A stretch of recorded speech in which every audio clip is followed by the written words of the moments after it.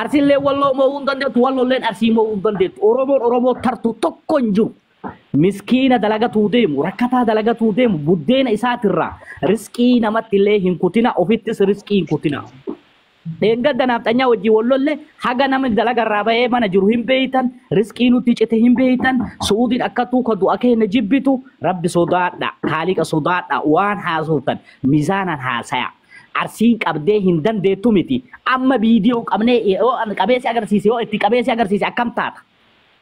Akkuma bira jiru nama birallee bira jira. Wallahi afuufaa kana kana dhiisa. Aboo dhiisa aboon kijibina. Nama du'aa dhiiftanii gana jaarsummaa naasayina. Dhugaa isiniin jiru. Desh aboo hoolaa hin ta'ina. Dhugaa rabbi. Tura yeroo takka. Feemasiin jara ijoollee walloo guutuu waan dhiisa aboon kijibina.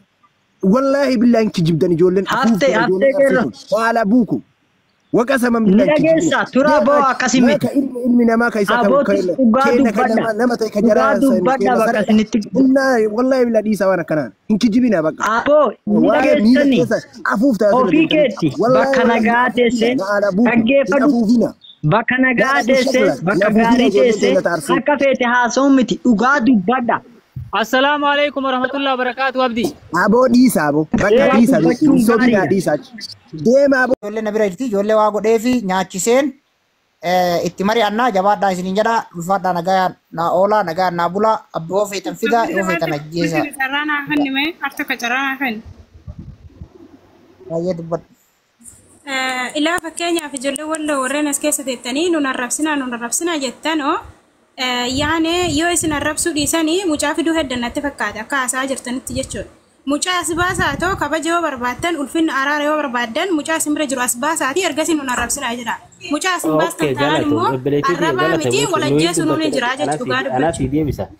Dhaggeeffadhu dhiifama waliin. Intu munaan dhaggeeffadhu.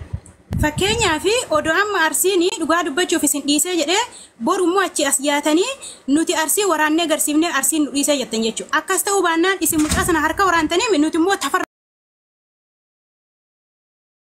Irra teettanii achi as yaatanii nuun arrabsina wannoo hin jiru wanta akkasii mucaa as fidaatii dubbadha koottaati jechuudha.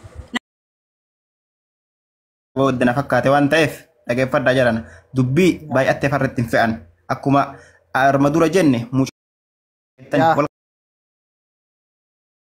akkana goona ijoollee walloo nama tokkoommi wallahi nama kudhan fuudha qala kulli yoomii dhumaa jirani du'ooti nuyi faara waammi toshtaa ishaa hulla warri namni qadaan ga'een du'a ijoollee walloo har'a edana namni 100 du'ee haa bulu nuyi oggaa isaan 100 har'a ajjeesan boru nama 500 ajjeefna eesh mushkila inni qadaan ga'e hudduu oli galee aduu inshallah walloo ta'e arsiita Abo Ali sobanila arosia malali arosi kopiso looni bobeeffatee qiixaan toshatu. Horii malaadaani ofirraa ijoollee bigaalarraa wanni bitadhaati haaduu bitadhaati itti suuqaraa jaani ofirraa nama tokkichatti harkan kennina an nama tokkoonan jira jettee arsiin namni sadii hoositti dhufe harkatti hin kennin siyaa ajjeesanii hoggaasi qabani itti ofirraa naqijiin garaa gubbaa baqasijiin.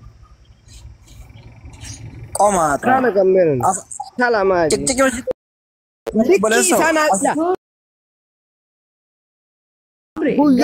guyyaan afur kana keessatti ummata kijabaa kana akka isaan likkii gashin gafarsaan qabeen jira jechuu jira saba mootummaa gafarsaa sun qabeen jira nama karaa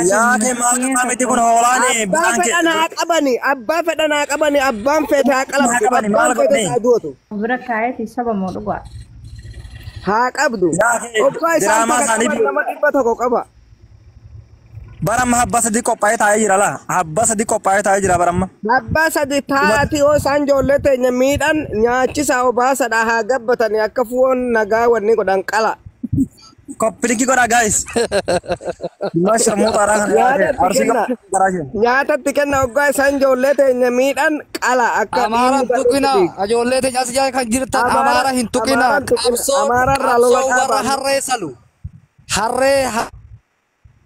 harrees bilisanii baafna warra harree salu amaara hin tuqina amaara dhiisan bakka ofirra amaara hin tuqina arsi duraanuma dhaggeeffadha harreen du'aa godhatte bara yaa rabbi warra kaabanaa fidette